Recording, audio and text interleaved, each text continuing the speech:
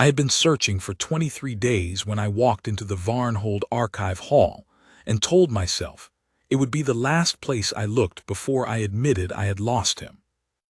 Aldrich had been my father's advisor before he was mine.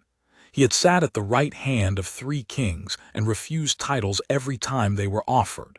He had eaten at my table the night before he disappeared, told me the venison was overcooked the way he always did, and said he had one last errand to settle before the cold came in, something personal, he had said, something that needed doing without ceremony. He had been gone before dawn. His horse arrived back at Caldenmere 6 days later, riderless, carrying only a saddlebag with a folded map, and the name Varnhold inked in his handwriting at the top. I had followed that name across 2 kingdoms, and every lead I found had gone cold inside a day. Varnhold was a border city, small enough to feel like a held breath. It sat at the elbow of the Caldes River where the water slowed and turned gray with autumn, and its buildings were the color of old stone, close together, the kind of city that kept its business to itself. The archive hall stood near the river's edge, a long building with narrow windows and a carved lintel worn smooth by river damp. I had been told it housed land records, trade permits, deed transfers, the dry bones of a border city's commerce.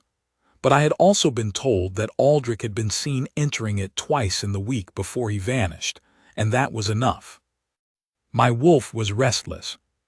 He had been restless since we crossed into Varnhold 3 days ago, and I had no explanation for it that I trusted. Grief does strange things to a wolf's instincts, and I had been carrying the weight of Aldrich's absence like a stone in my chest since the morning his horse came home without him. I pushed open the archive door.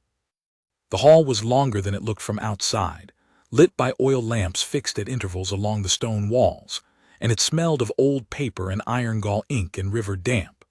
The shelves ran floor to ceiling on both sides, packed tight with bound ledgers and rolled documents in wooden tubes, labeled in a hand so neat it looked printed. At the far end of the room, a woman sat behind a wide oak table, her head bent over an open ledger, writing in that same careful hand. She did not look up when I entered. I crossed the hall. My boots made too much noise on the stone floor. She still did not look up, and I had a strange moment of wanting to slow my step, as though I was walking into something fragile and did not want to shatter it. "I am looking for records of a visitor," I said. "A man named Aldrich of Caldenmere. I was told he came here." She finished the line she was writing, set down her pen, then she looked up. She had brown eyes, dark as river water in shadow, and a steadiness in her face that I had not expected, not wariness, not deference, just a particular kind of attention, as though she was listening to everything under the words and not only the words themselves. There was ink on her right hand at the base of her first 2 fingers, the kind that doesn't wash out when you work long hours. She was simply dressed, a gray wool dress, a plain collar, nothing that announced itself, and yet there was a quality to the way she held herself, straight-backed and unhurried, that made the room feel like it belonged to her. "Aldrich of Caldenmere," she repeated. Her voice was quiet and even. "May I ask who is looking for him?" "Rael," I said. "King of Caldenmere. He was my advisor. He has been missing for 3 weeks."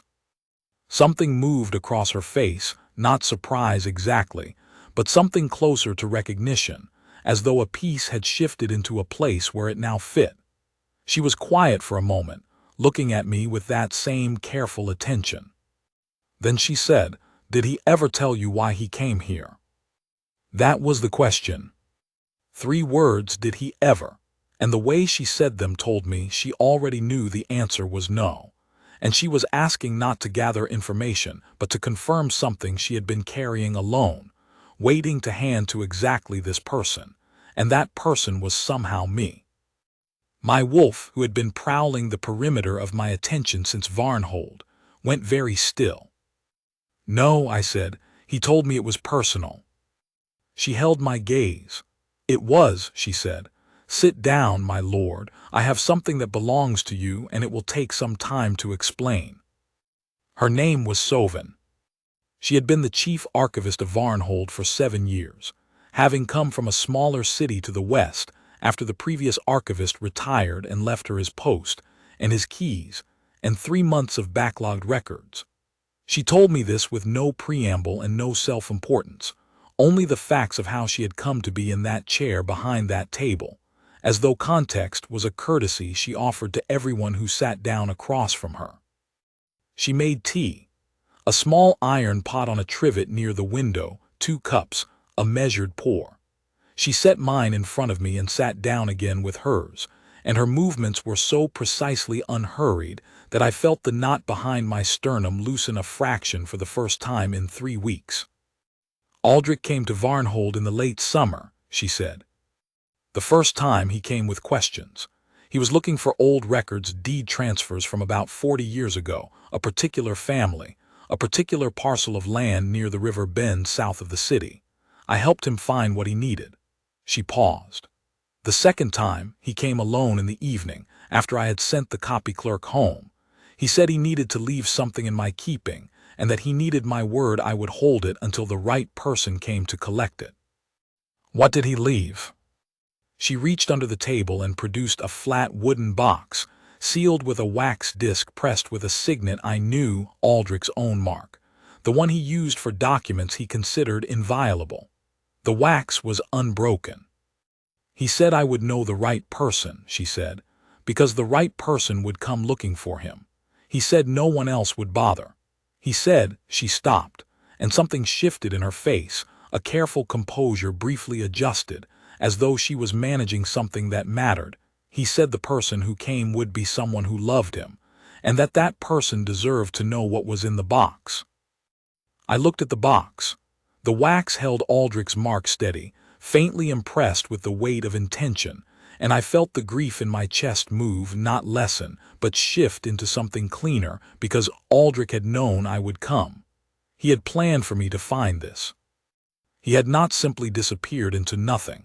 He had placed a trail end here in this woman's quiet keeping, and trusted her to hold it until I arrived. How did he know you would hold it? I asked. I don't know, she said. He seemed certain. She looked at the box and then at me. He spent an hour here that evening. We talked about the city, about the records, about what a border archive is good for and what it isn't. He was a remarkable man. He asked after my family. He asked what I found satisfying about the work. She paused again. He asked if I had a mate. Something about the word in her mouth in this room landed oddly. My wolf shifted. What did you tell him? I asked. I told him no, she said simply.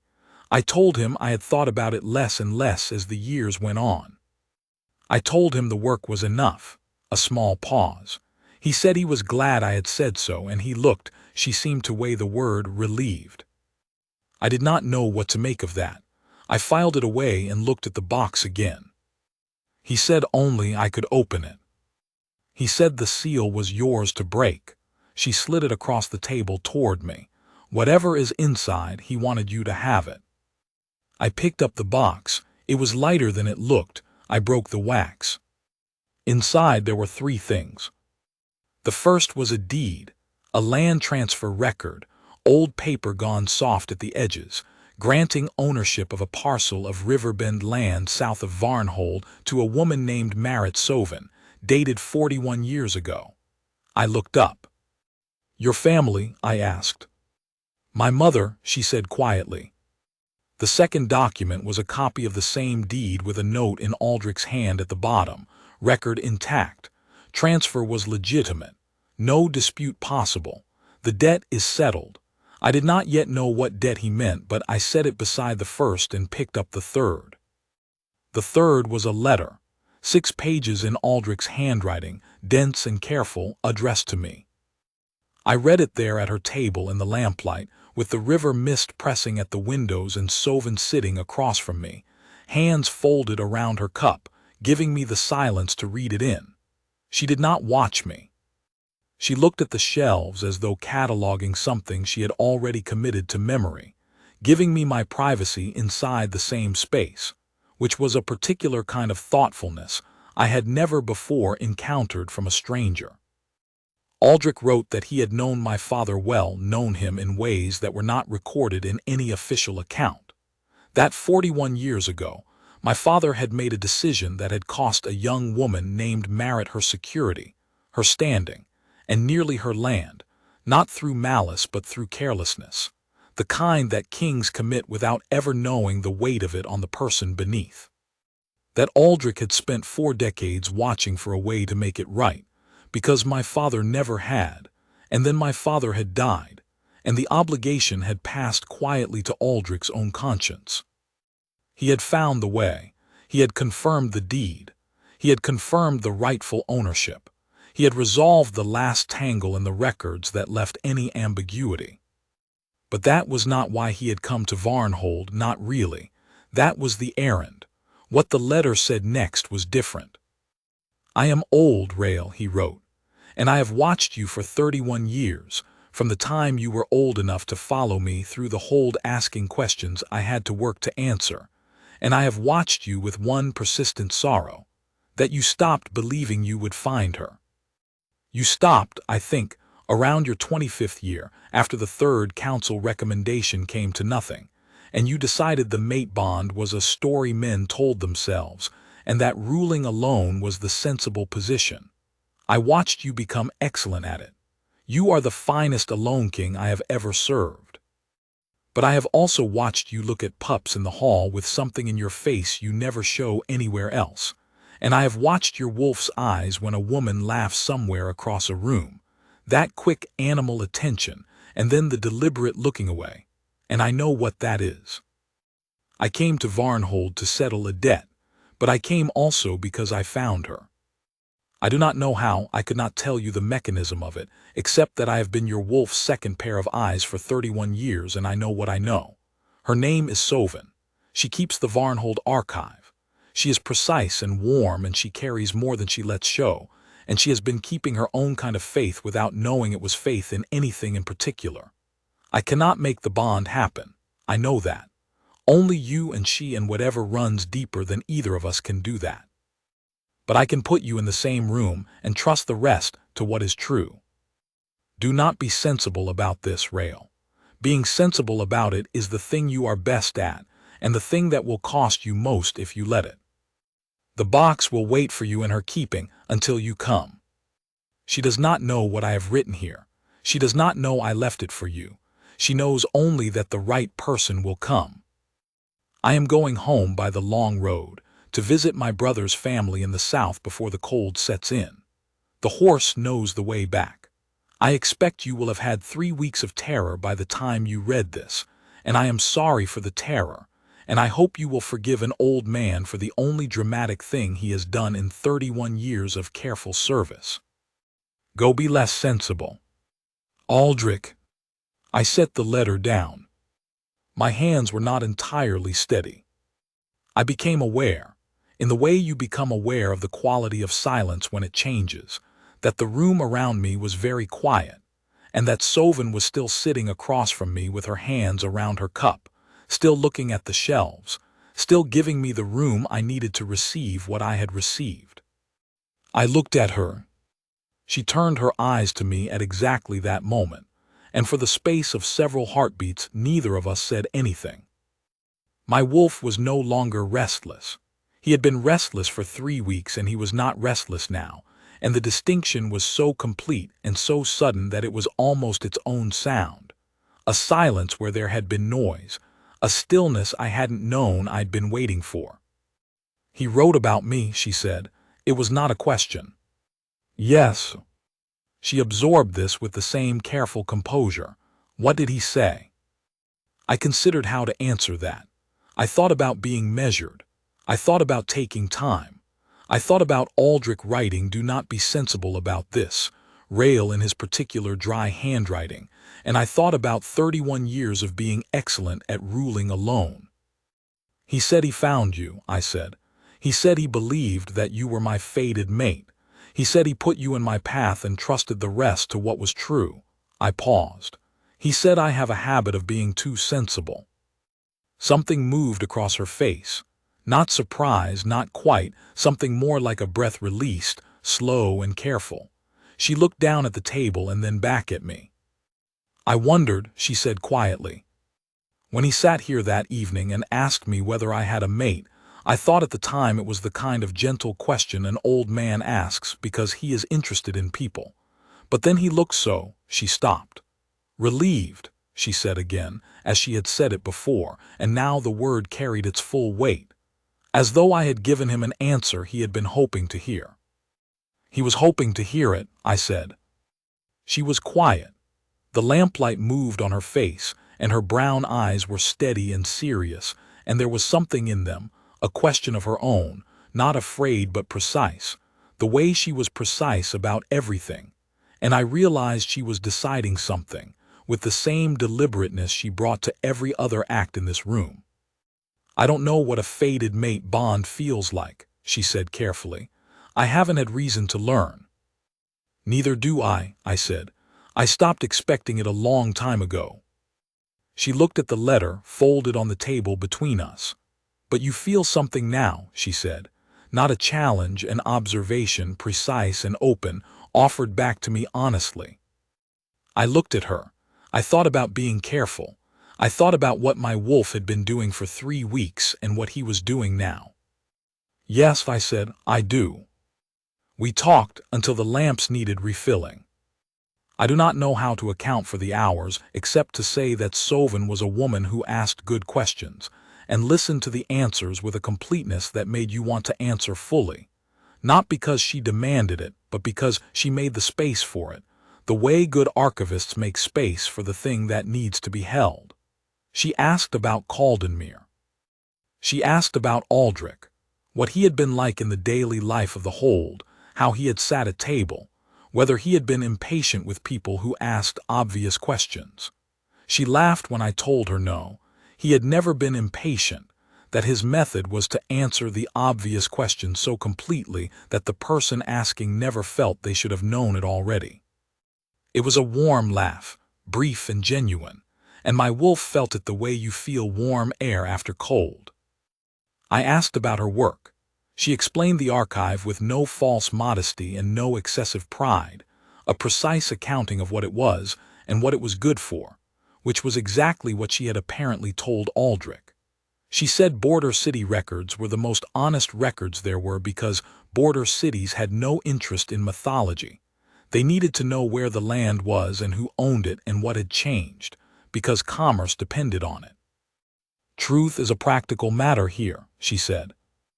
"It should be everywhere," I said. She looked at me with that particular attention. "Do you believe that? Or is it the kind of thing a king says because it's the right answer?" It surprised me enough that I laughed. "Both," I said honestly. "I believe it. I also know that the longer I've been king, the more I understand why other kings decided it was inconvenient." "And you," she asked, "is it inconvenient for you?" "Frequently," I said. "I believe it anyway." She nodded slowly, as though filing this. The way her face worked when she was receiving information and deciding what it meant, there was something in it that was entirely specific to her, the quality of her attention, the particular shift of her expression between intake and assessment. I found I was memorizing it without meaning to, the way you memorize things that matter before you know they matter. At some point she refilled the lamps. She did it without ceremony, carrying the oil from a cabinet near the door with the easy competence of someone who has done this alone for years.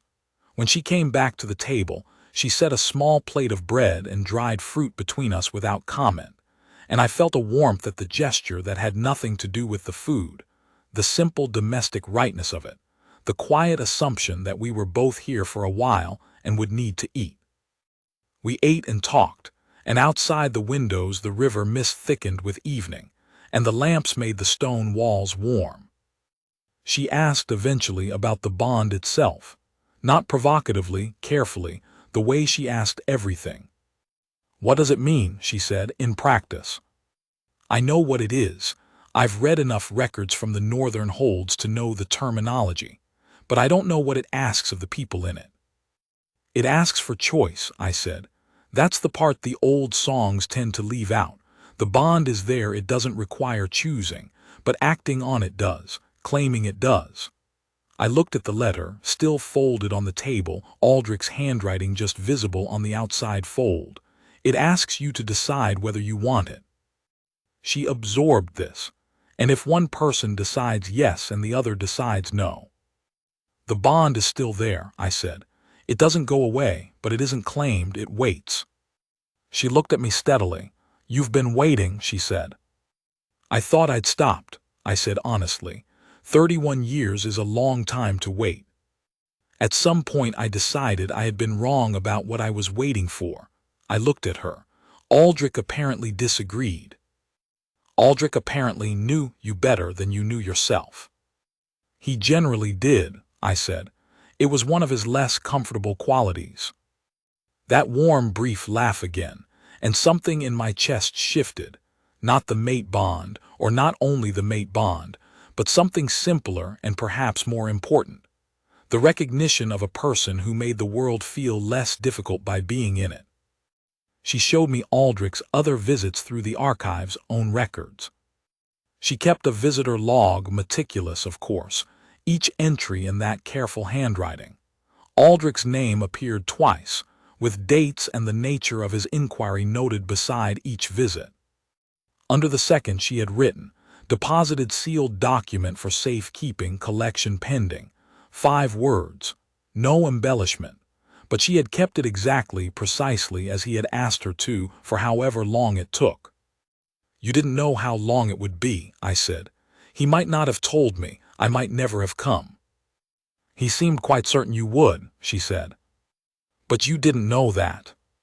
She considered the ledger page. No, I knew a name, I knew a sealed box. She paused. I trusted his certainty. He seemed like a man who had earned the right to be certain about a few things. I looked at her. You waited on the word of a man you'd met twice. I kept a box in a cabinet, she said. It wasn't heroic. And he had gone to some trouble to make sure a wrong was made right. She touched the edge of the deed record, her mother's name in old ink. I owed him a small inconvenience in return. It was 3 weeks, I said. 3 weeks is not long in the life of an archive, she said, and the small, dry matter-of-factness of it made me smile, a real smile, the kind I hadn't had occasion for in 3 weeks. She noticed.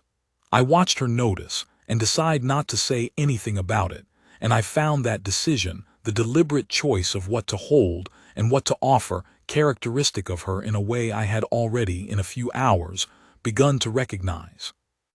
We walked the archive before she locked it for the evening. She carried a lamp and showed me the organization she had built, 7 years of it, the way she had found it and the way it was now, the difference in the arrangement of the deed transfers and the land surveys and the commercial licenses. She had created an index that cross-referenced by name and date and parcel, and she explained it with quiet pride, not performance but genuine satisfaction, the pleasure of a thing well done and still working. If a deed is ever disputed, she said, any record in this hall can be found inside 12 minutes. I timed it. I looked at her. You timed it. I tested the system, she said, as though this was obvious. You can't trust a system you haven't tested. I thought about how many systems in my own hold I had never tested, and how much I had assumed worked simply because no one had told me it didn't, and I made a quiet mental note to address this when I returned.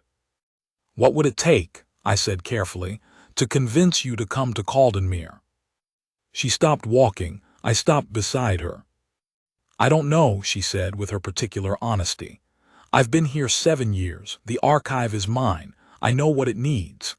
She looked at the shelves around us and I heard the weight in it, not reluctance, but something real. A life carefully built specific to this place. I'm not asking you to abandon it, I said. I don't know yet what I'm asking. I know only that Aldrich believed something true, and I have sat across from you tonight and I believe it too, and I am not, for once in my life, being sensible about that. I looked at her. He told me not to be sensible. Something in her face changed. Not dramatically, she was not a dramatic woman, but changed, The careful composure adjusted to let something through that had been held behind it, patient and real. "He told you about me," she said again slowly. "He came here twice and spent an evening with me and decided—" She stopped. "I thought he was simply kind, a kind old man who asked good questions." "He was," I said. "He was also quite deliberate." She was quiet. The lamp she held sent its light across the old shelves and the careful labels and the 7 years of ordered work around us. And she stood in the middle of it with the lamp in her hand and her brown eyes serious and present, deciding something. "I don't know you," she said finally. "No," I agreed. "I know what you've said tonight. I know you laughed once and smiled once and that Aldrich trusted you enough to write you 6 pages. She paused. "That is not nothing, but it is not." "It's not sufficient," I said. "I know." "It's the beginning of sufficient," she said carefully, and the precision of that, the beginning of sufficient, was so entirely her that I felt it settle in my chest like a stone finding its place in a wall.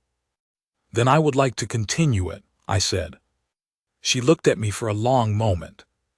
"So would I," she said. I stayed in Varnhold 3 more days.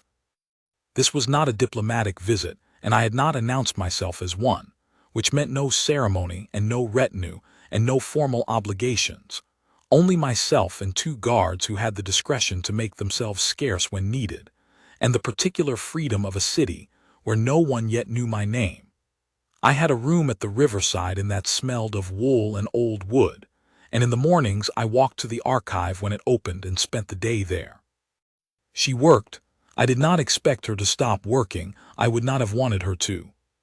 I sat at the table she cleared for me at the end of the reading room and went through the correspondence that had followed me from Caldenmere and dealt with what needed dealing with, and she moved through her archive with her lamp and her ledgers and her quiet competence, and every hour or so one of us would say something to the other. A question, an observation, a remark that didn't need answering but got answered anyway. And slowly the shape of her became clear to me the way a place becomes clear when you've been in it long enough to stop looking at it and start knowing it. She brought dried fruit and bread in the mornings and something warm at midday, soup from the inn down the street, carried in a covered pot, set on the corner of the wide oak table between us without comment. She accepted my company with the same unhurried practicality she brought to everything, neither encouraging it past what was offered nor closing anything off. She told me about her mother, Marit, the woman named in the deed, how she had died when Soven was 14, how she had held onto that land through everything and never spoken of how she'd come to be uncertain of it, how Soven had grown up knowing only that the land was theirs, and that her mother held that fact with a particular fierceness she never explained. "Now I know why," she said. "Aldrich knew why," I said. "It took him 41 years, but he made it right." She was quiet for a moment. "Your father was careless," she said, "not an accusation, a statement." "Yes," I said, "he was." "Often. Are you?" I thought about this honestly. I try not to be, I don't always succeed. I looked at her. I would like to know when I'm failing at it from someone who will tell me plainly. The look she gave me then was direct and unguarded and just slightly startled, as though the request was not what she had expected, and she was reassessing what she had expected. "Aldrich told you plainly," she said. "He did. It was invaluable." I paused. "He is going home by the long road. He will be in Caldenmere before the snow comes. I expect he will eat at my table and tell me the venison is overcooked." A pause. "You're not angry with him?" "I was," I said, "for about 3 days until I understood what he'd done. Then I stopped, because the word was something I didn't often use. Grateful," I said. "He trusted me to come, and he trusted her to wait, and he trusted what he believed was true. That is a considerable amount of trust to put into an old theory about a man he'd watched for 31 years. "It wasn't just a theory," she said quietly. I looked at her. She had her eyes on the ledger in front of her, and her pen had stopped moving. Her right hand, the one with the ink stain at the base of the fingers, was quite still. "When you walked in that first morning," she said, not looking up, "and I asked who was looking for him, I don't know what I expected. Someone official, perhaps, a messenger, an inquiry agent." She paused. "You walked in and I asked and you said your name and I felt—" She stopped. "Tell me," I said. She looked up. Her brown eyes were steady and serious, and there was something in them now, unguarded in the way of a person who has decided the truth is the better choice. "Like a sentence completing," she said, "the kind where you don't know it's unfinished until the end arrives." My wolf was very still. "Yes," I said, "that is exactly what it is." On the third evening, I walked her home. This had not been planned. The archive closed, she extinguished the last of the lamps, and I held the door while she locked it, and then we were standing on the cobbled street in the autumn evening with the river smell in the air and the first stars showing through the last of the cloud, and neither of us moved to say good night. "I live 3 streets over," she said. "I'll walk with you," I said. We walked. The streets were quiet at that hour, the market stalls closed, only the occasional lamp above a doorway and the sound of the river carrying up through the city's gaps. She walked at an unhurried pace, hands in the pockets of her gray wool, and I matched it, and we talked the way we had learned to talk in 3 days, easily, without effort, circling toward the things that mattered with neither of us in a rush to get there. She asked about Caldenmere in winter. I told her, long, deep, the kind of cold that arrives in earnest and stays. The hold was built for it, the hearths were enormous, the stone walls thick, the upper halls designed to hold warmth. The wolves ran at dawn in the snow and came back with their coats steaming. The great hall was warm enough that in the deep winter people sat in it just to sit, not because they had business there, but because it was the warmest place in the hold, and there was always something to eat and someone to talk to. "It sounds nothing like Varnhold," she said. "No," I agreed. "It's louder, the archive would be quieter." "Is there an archive?" "There is a records room," I said. "It has been managed in the same way since my grandfather's time, which is to say it is managed badly and everyone knows it, and no one has done anything about it, because the person responsible for it is also responsible for 4 other things in archives, are the kind of problem that only gets worse very slowly." She looked at me. "How badly?" "I had a land dispute last spring that took 6 weeks to resolve because no one could locate the original deed." I paused. "I was told the index system was intuitive." "An index system is intuitive," she said, "when the person who built it is the same person who uses it. No one else can find anything in someone else's intuitive system." "No," I agreed, "they cannot." She was quiet for a moment. We turned onto the street she'd named, quieter than the ones we'd come through, the buildings older and closer together. "I could fix it," she said carefully. "The records room." She said it the way she said things that mattered, without performance, without leading into it, just the fact offered plainly. "I know you could," I said. "That's not why I'm saying it." "I know that too." She stopped walking. We were at the door of a narrow stone house with a lamp above it, and she turned to face me, and in the lamplight her face was very clear, the brown eyes steady, the careful composure holding, but something beneath it that was neither composed nor careful, something that was simply present and real. "I am not going to pretend I don't feel it," she said. "The bond, I'm not a woman who pretends." "No," I said, "you aren't." "But I am also not a woman who decides things in 3 days," she said. "I want you to know that that's not about doubt.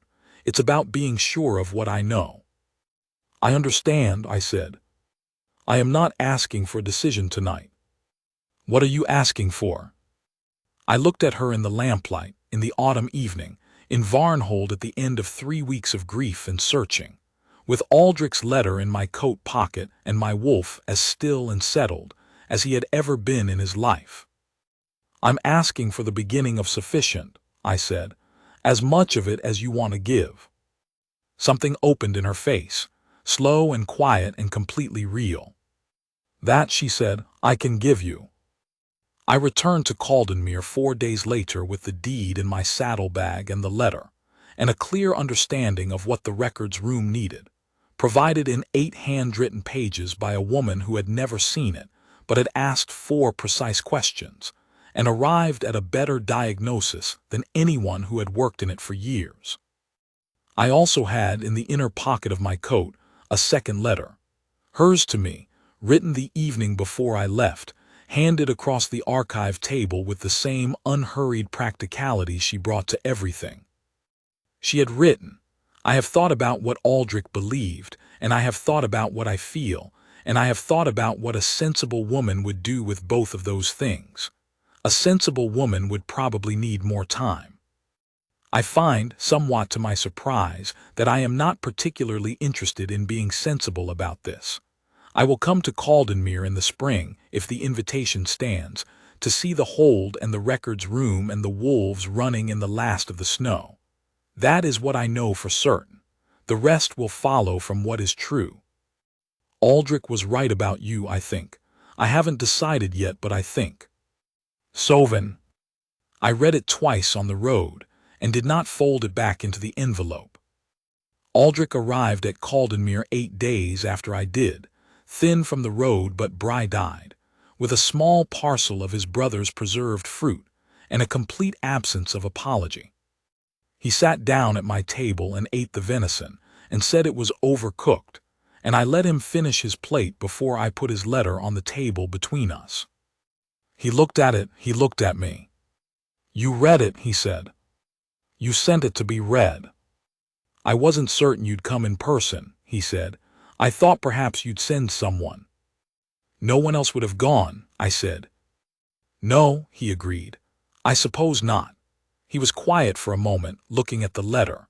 Then he looked at me with those careful old eyes that had been watching me for 31 years and had, apparently, seen more than I had shown them. Well, he said. Her name is Soven, I said. She keeps the archive. She is precise and warm, and she has spent 7 years building an index system so comprehensive that any deed in the hall can be located within 12 minutes. She timed it.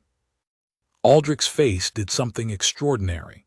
For a man of carefully maintained composure, his face did something that was almost, in the lamplight of my great hall, not composed at all. She tested the system, he said. She tested the system, I confirmed. She said you can't trust a system you haven't tested. He looked down at the table. He pressed his lips together.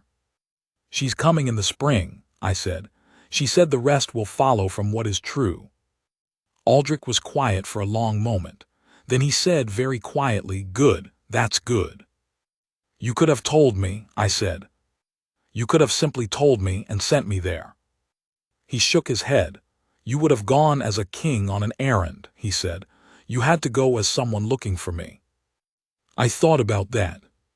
You were never in danger, I said.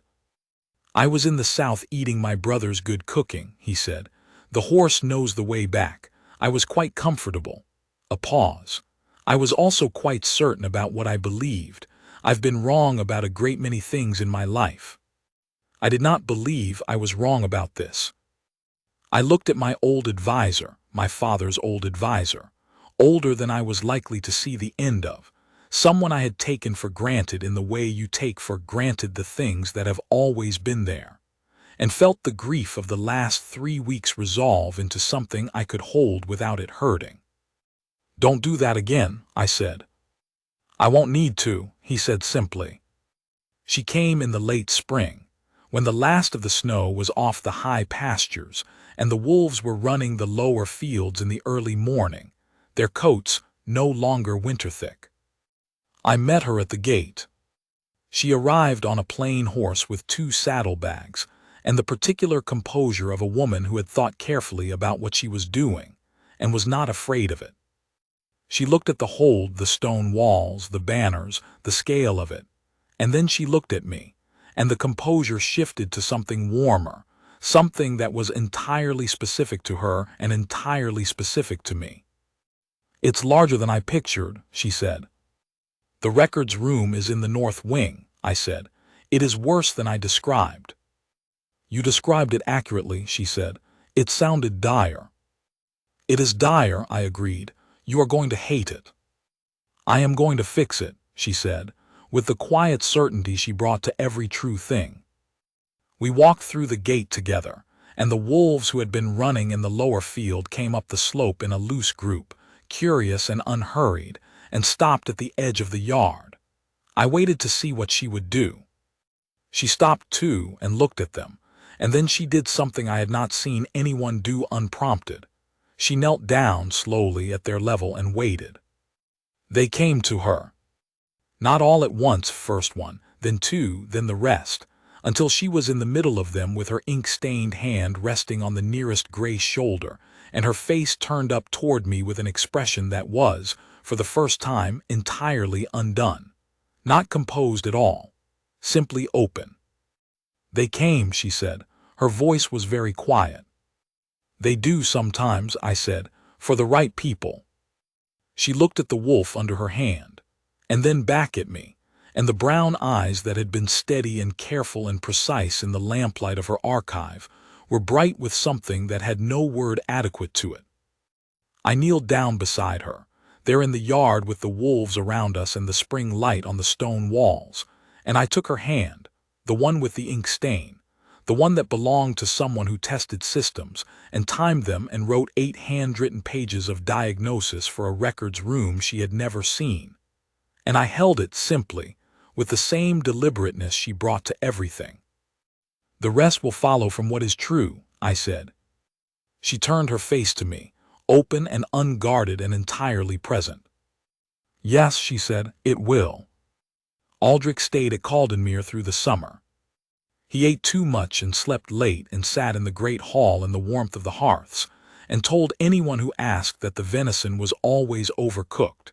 And he watched, with the uncomplicated satisfaction of a man who has settled a very old debt and done one last right thing, as the world he had believed in proved itself true. Sovan fixed the records room in 6 weeks.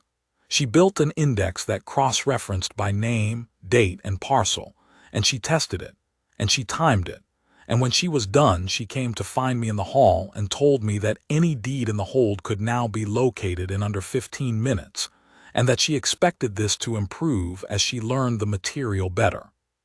"You could have lied to me," I said. "You could have said 8 minutes." "I don't lie about systems," she said. "I'll get it to 10. She got it to 11. She told me this with the particular satisfaction of someone who has not quite reached the target but is not done yet, and I told her 11 was extraordinary, and she said 11 was acceptable, and she would revisit it in the spring. I claimed her before the pack on the last day of summer, quietly, as she had asked, without ceremony, with only Aldrich and the 2 guards who had stood outside in Varnhold, and the wolves who had come to the yard on the day she arrived. She wore plain blue, and her ink-stained hands were steady, and she looked at me the way she had looked at me across the archive table in Varnhold, with that particular attention, as though she was listening to everything under the words, and said yes with the same simplicity she brought to every true thing. The wolves made no sound. The hold made no sound. Aldrich, in the back of the small gathered group, had an expression on his face that was the most undignified thing I had ever seen from him, and I chose not to remark on it, which was the kindest thing I had done for him in 31 years. She became mine as I became hers, the way things become true, quietly, without announcement, with the particular weight of something that was always going to be and has simply, finally arrived. I had stopped believing I would find her. Aldrich had not stopped believing. He was right, as he was right about most things, and the venison was overcooked, and the wolves were running in the dawn, and the archive index was at 11 minutes and falling, and the mate bond that I had stopped expecting and she had never thought to want was precisely, exactly, completely what it had always been going to be. Not sensible, true,